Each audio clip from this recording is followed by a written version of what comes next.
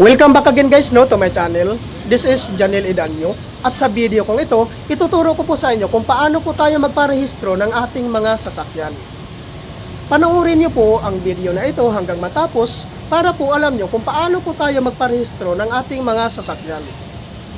Ang una niyo lang pong gagawin dito guys ay kailangan niyo pong kumuha muna ng insurance. At kung may alam kayo na mapagkuhanan sa labas ng insurance guys, mas mabuti sa labas na po kayo kumuha kasi mas mahal na po doon pag nandoon kayo sa LTO kukuha. So after nyo po makuha po ang insurance, proceed na po kayo ngayon sa emission center. So kagaya nito guys, nakikita nyo sa video no. So ito po yung tinatawag dito na emission center. Ito po yung MBIS. Ang ibig sabihin po nito guys ng MBIS, Motor Vehicle Inspection System.